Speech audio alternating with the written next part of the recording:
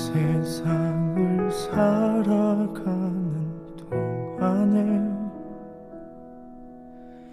나의 힘을 의지할 수 없으니 기도하고 낙심하지 말 것을 주께서 참 소망이 되심이라. 하나님의 꿈이 나의 비전이 되고 예수님의 성품이 나의 인격이 되고 성령님의 권능이 나의 능력이 되길 원하고 바라고 기도합니다.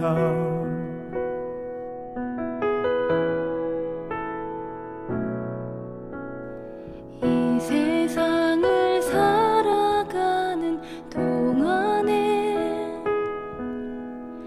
나의 힘을 의지할 수 없으니 기도하고 낙심하지 말 것은 주께서 참 소망이 되심이라. 주의 길을 걸어가는 동안에 세상의 것 의지할 수 없으니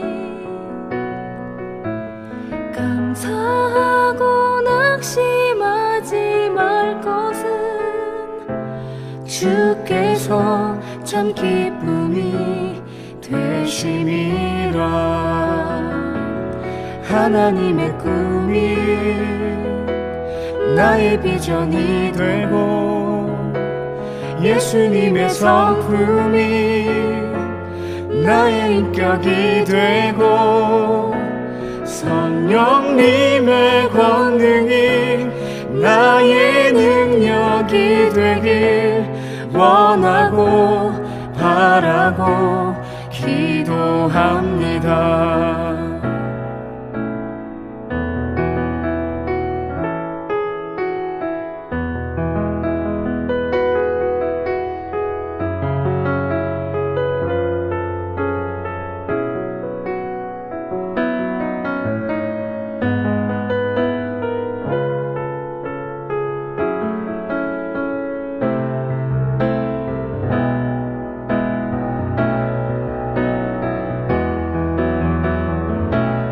하나님의 꿈이 나의 비전이 되고 예수님의 성품이 나의 인격이 되고 성령님의 권능이 나의 능력이 되길 원하고 바라고 기도합니다. 하나님의 꿈이 나의 비전이 되고 예수님의 성품이 나의 인격이 되고 성령님의 권능이 나의 능력이 되길 원하고 바라고 기도합니다. 원하고 바라고 기도합니다. 원하고 바라고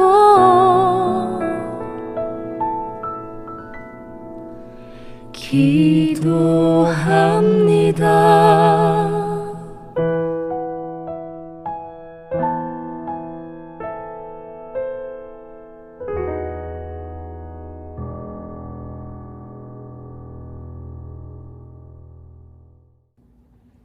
사도신경 하심으로 중등부 예배를 시작하겠습니다. 나는 전능하신 아버지 하나님 천지의 창조주를 믿습니다.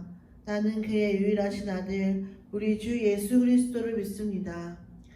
그는 성령으로 잉태되어 동정녀 마리아에서 나시고 본디오 빌라도에게 고난을 받아 십자가에 못 박혀 죽으시고 장사된 지 4일 만에 죽은 자 가운데서 다시 살아나셨으며 하늘에 오르시어 전능하신 아버지 하나님 우편에 앉아 계시다가 거기로부터 살아있는 자와 죽은 자를 심판하러 오십니다. 나는 성령을 믿으며 거룩한 공교회와 성도의 교제와 죄를 용서받는 것과 몸의 부활과 영생을 믿습니다. 아멘. 찬송가 50장 함께 찬양하시면서 봉헌하는 시간 갖겠습니다.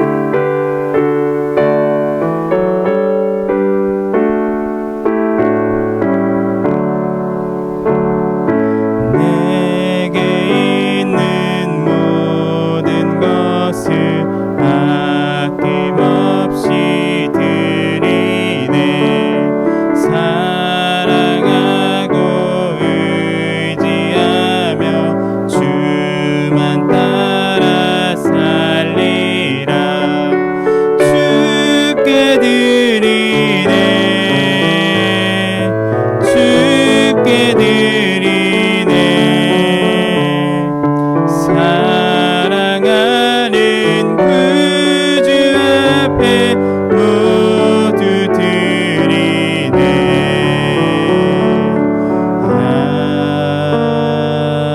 아멘. 오늘 대표 기도는 김현 선생님께서 해주시겠습니다.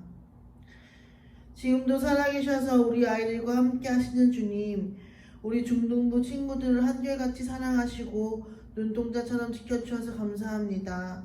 아이들 건강을 돌보시며 영적으로 살피시는 성령님께 감사를 드립니다. 어려서부터 교회를 사랑하고 복음을 따르는 마음 주신 것도 감사합니다. 무엇보다 수많은 세상의 유혹 속에서도 교회를 사랑하는 마음 주신 것 감사드립니다. 주님, 중등부 친구들의 일상을 위해 기도합니다. 저마다 서로 다른 어려운 가운데 있을 수 있습니다. 우리 주님은 모든 것을 주관하시니 우리 아이들 하나하나 만나주시고 손 잡아주세요. 혹 상처받은 아이 있으면 위로해 주시고 지치고 힘든 아이 있으면 새 힘 주시고 말 못한 사정으로 곤란한 아이 있으면 좋은 친구가 되어주세요. 아직은 복음이 귀한 줄 모르는 아이들이 있습니다. 옳고 그름이 불분명한 세대에 우리 아이들이 평생 믿고 의지할 것은 오직 말씀과 복음뿐이라는 것을 우리 아이들이 믿을 수 있게 도와주세요. 예배 가운데 함께 하시는 주님, 오늘도 선포되는 말씀 가운데 우리 아이들 마음 열어주시고 선한 영을 허락하시어 말씀에 귀 기울일 수 있도록 도와주세요. 이 모든 말씀 예수님의 이름으로 드렸습니다. 아멘.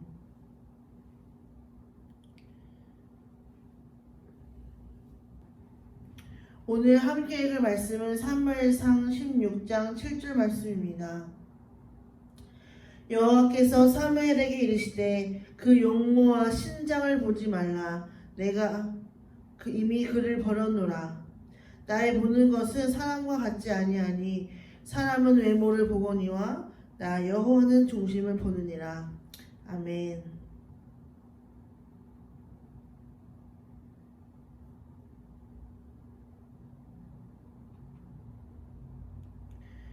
전사님이 얼마 전에 핸드폰으로 이것저것을 보다가 아주 재미있는 것 하나를 보게 되었습니다. 결혼정보회사에 가입을 할 때 여성회원의 등급을 나누는 표라고 하더라고요. 본인의 직업, 재산, 학벌 등을 따져서 점수를 매기는 내용을 보면서 이렇게 유심히 보게 되었습니다. 주보에 그 사진을 실었는데 한번 보세요. 직업을 기준으로 따져본다면 저는 사역자는 14번의 기타 비정규직이기 때문에 전사님은 80점 만점에 57점짜리 직업을 가지고 있는 사람이고요. 재산은 꼴찌니까 55점, 학교는 그래도 수도권을 나와서 60점 만점에 48점, 키랑 몸무게는 완전 아웃이죠. 이 표를 보면서 전사님이랑 결혼을 해준 신랑에게 무한한 감사를 하게 되었어요. 점수가 낮은 전사님과 결혼을 해준 거잖아요.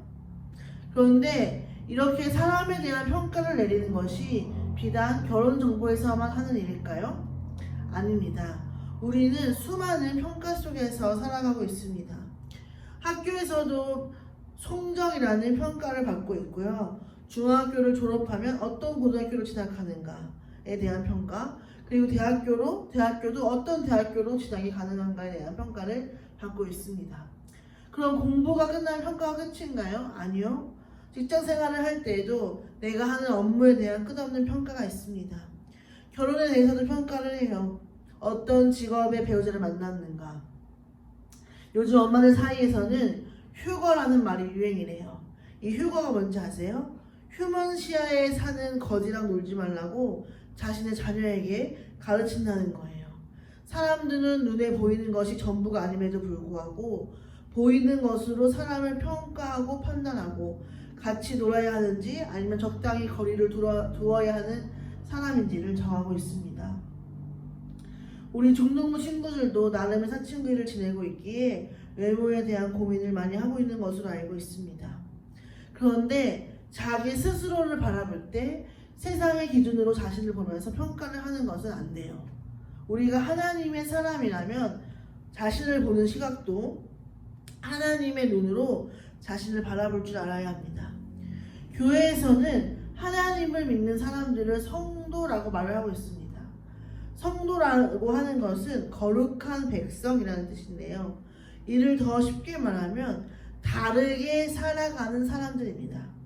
세상 기준에서 으뜸이 되는 것을 따라서 살아가는 것이 아니라 하나님 기준에 으뜸이 되는 것을 따라 살아가는 사람들이 바로 성도라는 것이지요.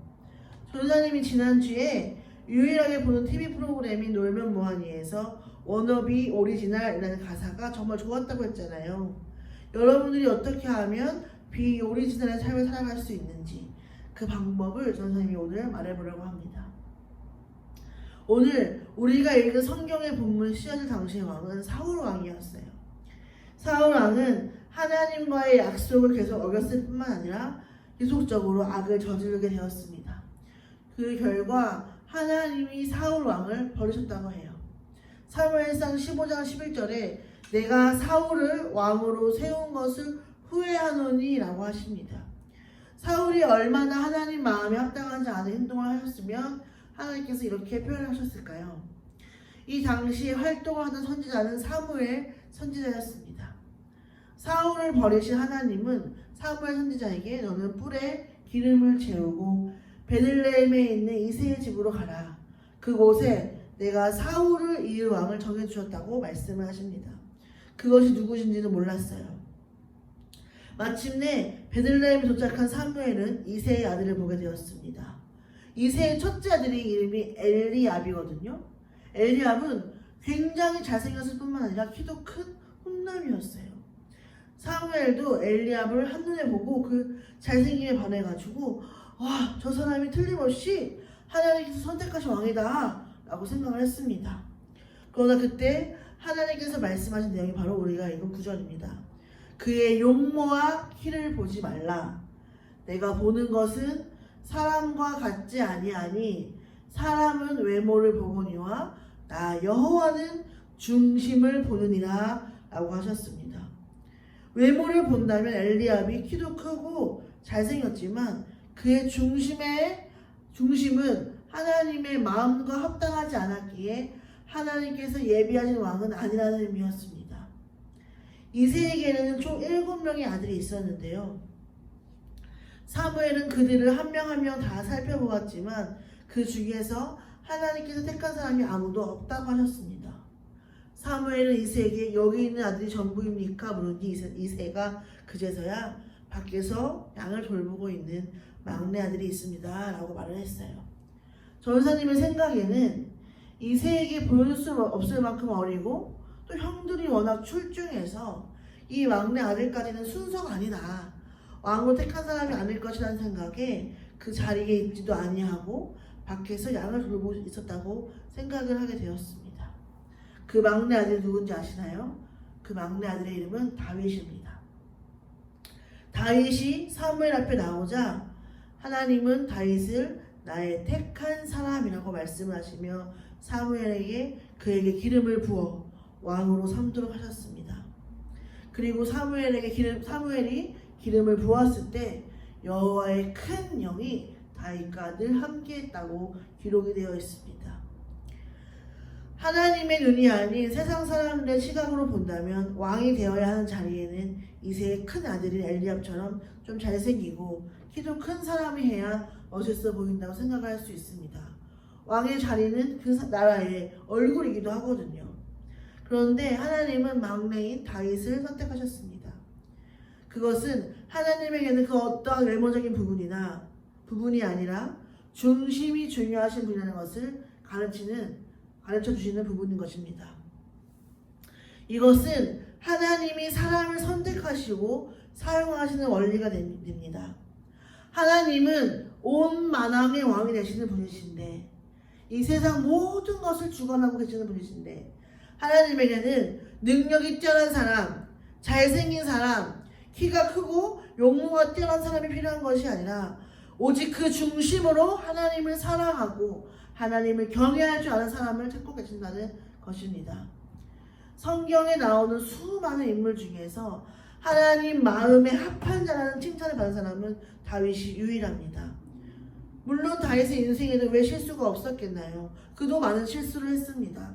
그러나 그 마음으로 하나님을 사랑한 것은 확실하기에 하나님으로부터 인정을 받는 사람이 될 수 있었던 것이었습니다.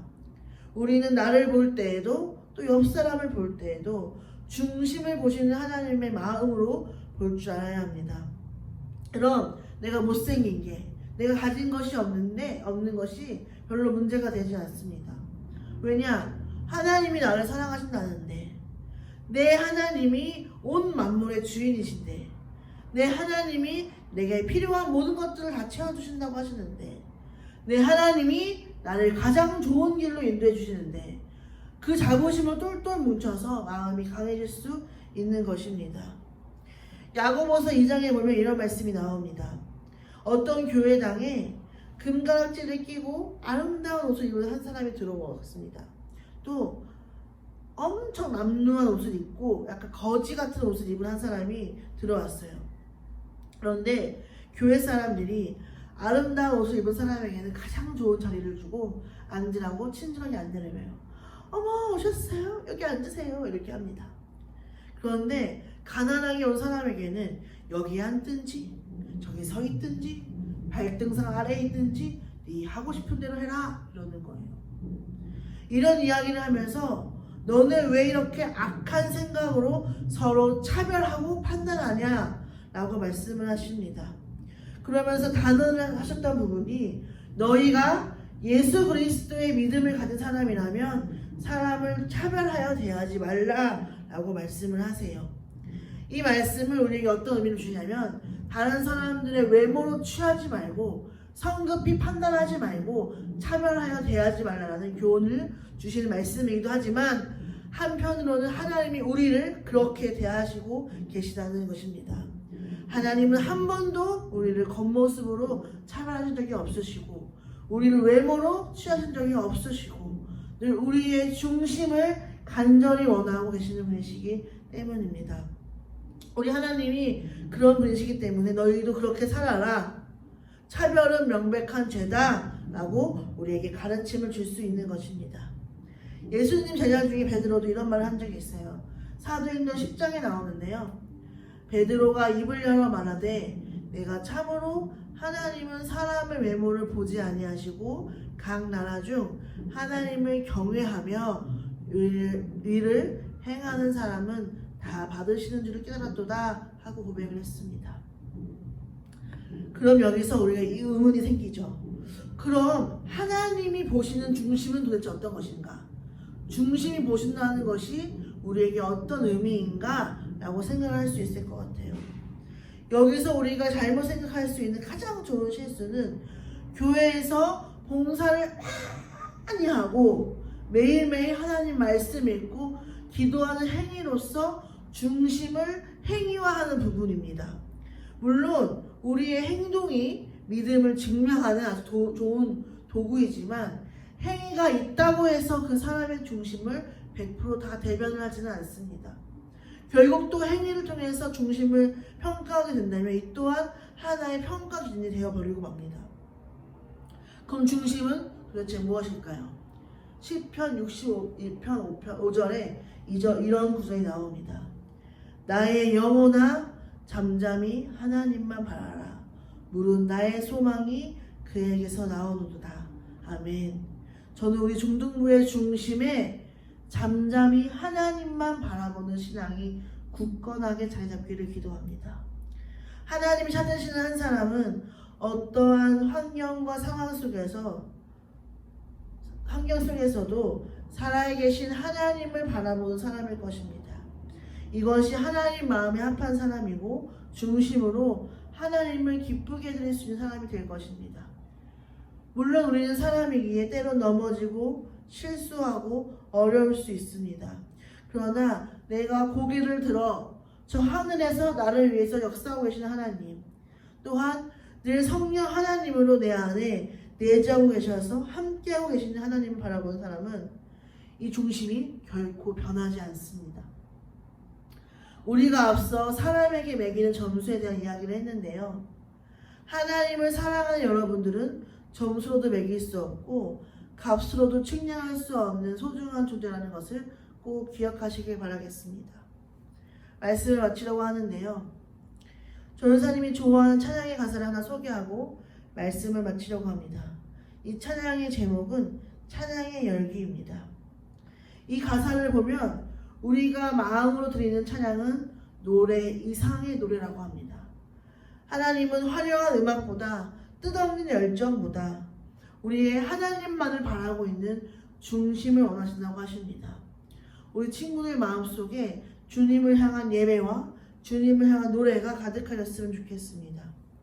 하나님만을 바라고 원하여 살아계신 하나님, 우리를 사랑하사 자녀로 부르신 하나님께 노래 이상의 노래, 찬양 이상의 찬양을 드리는 중등부가 되었으면 좋겠습니다. 전사님 기도하겠습니다. 살아계신 하나님, 우리가 잠잠히 하나님만을 바라는 신앙이 될 수 있도록 주여 함께하여 주시옵소서. 세상의 많은 가치와 판단 기준에 흔들리는 것이 아닌 오직 하나님의 자녀로 당당하게 살아가는 저희들 될 수 있도록 아버지께서 인도해 주시고 하나님 마음이 합한 대로 살아가는 그 욕심을 가지고 살아갈 수 있도록 주여 인도하여 주시옵소서. 감사드리며 이 모든 말씀 예수님의 이름으로 기도드렸습니다. 아멘. 주기도문 하시겠습니다. 하늘에 계신 우리 아버지, 아버지의 이름을 거룩하게 하시며 아버지의 나라가 오게 하시며 아버지의 뜻이 하늘에서와 같이 땅에서도 이루어지게 하소서. 오늘 우리에게 일용할 양식을 주시고 우리가 우리에게 잘못한 사람을 용서해 준 것 같이 우리 죄를 용서해 주시고 우리를 시험에 빠지지 않게 하시고 악에서 구하소서. 나라와 권능과 영광이 영원히 아버지의 것입니다. 아멘.